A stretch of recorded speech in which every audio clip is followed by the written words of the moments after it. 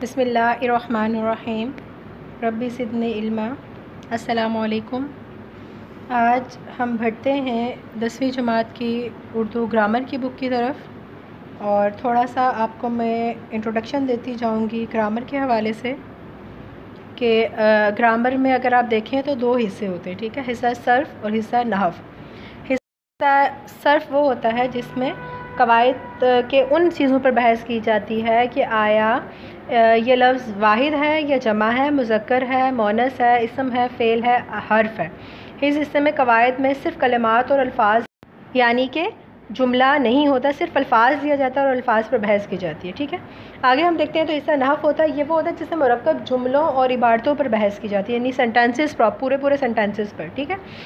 ہم آگے بڑھتے ہیں تو ہمارے پاس دیکھیں آگے ہم آتے ہیں حصہ صرف۔ حصہ صرف میں کیا؟ حصہ صرف میں پہلی چیز ہے لفظ۔ انسان اپنے منہ سے جو بھی الفاظ بولتا ہے وہ لفظ ہوتے ہیں۔ کتاب ہے، قلم ہے، کاپی ہے، پینسل ہے، پانی ہے، روٹی ہے، یہ جو سارے الفاظ ہوتے ہیں یہ لفظ ہوتے ہیں، ٹھیک ہے۔ آگے لفظ پر کے اقسام پر جاتے ہیں تو لفظ کی 2 اقسام ہوتی ہیں، لفظ موضوع اور لفظ محمل، یعنی کہ آپ چھوٹی کلاسز میں پڑھتے ہیں تو اس میں پتہ چلتا ہے کلمہ اور محمل۔ لفظ موضوع کیا ہے؟ وہ الفاظ کے جو با معنی ہو، جس کے الفاظ کے معنی ہوں وہ موضوع ہوتا ہے، جیسے میز ہے، کھانا ہے، کتاب وغیرہ، ٹھیک ہے۔ اور لفظ محمل کیا ہے؟ وہ ہے جس کے کوئی معنی نہ ہو، جیسے روٹی کے ساتھ کہتے ہیں نا روٹی ووٹی، تو وہ جو روٹی کے ساتھ ووٹی ہے، پانی کے ساتھ جو وانی ہے، کباب کے ساتھ وباب ہے، کھانا کے ساتھ وانا وغیرہ، یہ ساری چیزیں محمل ہیں، ٹھیک ہے۔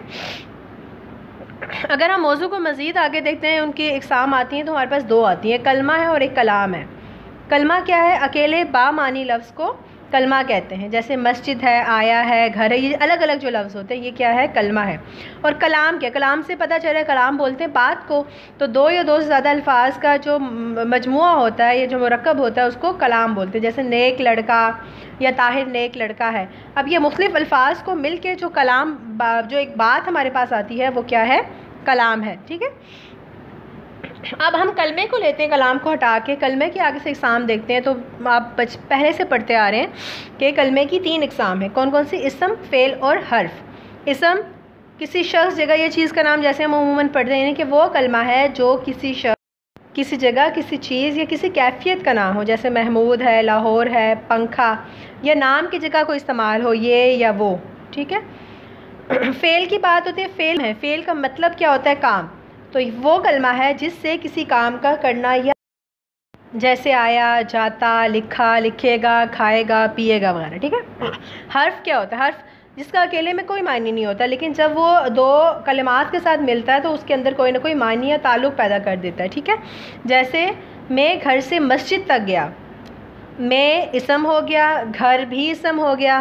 اب سے جو ہے وہ ایک لفظ ہے، مسجد بھی اسم ہو گیا، گھر سے مسجد تک گیا، گیا جو ہے وہ فعل ہو گیا، یعنی کہ کام ہو گیا۔ تو جو میں اور تک جو تھا، یعنی کہ بیچ میں جو الفاظ جس کا کوئی معنی نہیں تھا لیکن جو 2 لفظوں کو ملا رہا تھا یا 2 جملوں کو آپس میں ملا رہا تھا، وہ کیا تھا؟ وہ حرف ہے، ٹھیک ہے۔ آگے اسم کی اقسام سمپلی ہمارے پاس آتی ہے، اس میں ذات اور اس میں صفت۔ ذات کسے کہتے ہیں؟ ذات آپ کی پہچان ہے، تو اگر ہم یہاں پہ ذات کو دیکھتے ہیں، اس میں ذات کیا ہے؟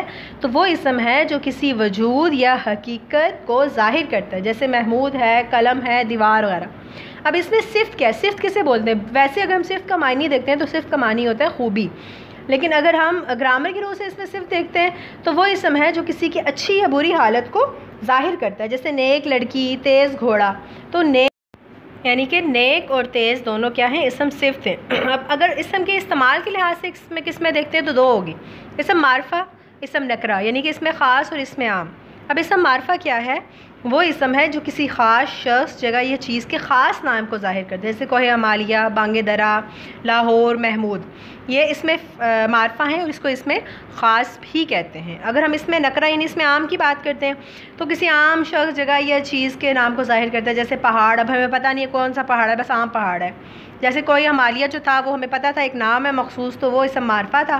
اب ہمیں نہیں پتہ کہ وہ پہاڑ کون سا ہے، سمپل پہاڑ لکھا ہوا ہے، کتاب، شہر، آدمی، یہ سارے اس میں نکرہ ہیں، اسے اس میں عام بھی کہتے ہیں۔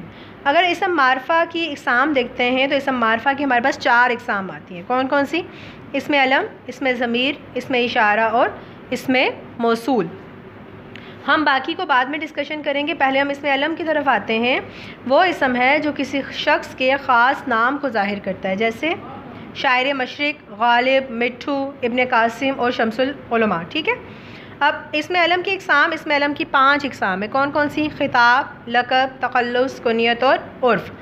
خطاب اپنے لفظ سے ظاہر ہے، وہ اسم معرفہ ہے جو کسی خوبی کی وجہ سے حکومت کی طرف سے دیا جاتا ہے، جیسے رستم زماں، شمس العلماء یا خان بہادر۔ لقب کیا ہے؟ وہ اسم معرفہ ہے جو کسی خوبی کی وجہ سے قوم کی طرف سے دیا جاتا ہے، جیسے موسیٰ کلیم اللہ، عیسیٰ روح اللہ، قائد اعظم یا قائد ملت، ٹھیک ہے۔ موسیٰ کلیم اللہ یعنی جب لوگوں نے دیکھا کہ موسیٰ علیہ السلام اللہ تعالیٰ سے کلام کرتے ہیں تو انہوں نے ان کے نام کے ساتھ کلیم اللہ لگا لی، موسیٰ کلیم اللہ، ٹھیک ہے۔ آگے آتے تخلص، یہ ہم اردو وہ مختصر نام جو شاعر حضرات اپنے اشعار میں استعمال کے لیے رکھ لیتے ہیں، جیسے ابراہیم ذوق، اسد اللہ خان غالب، الطاف حسین حالی۔ تو اب ذوق، غالب اور حالی جو ہیں کیا ہیں؟ ان کے تخلص ہے جو عموماً شاعر غزل کے آخر میں استعمال کرتے ہیں، آخری شعر میں۔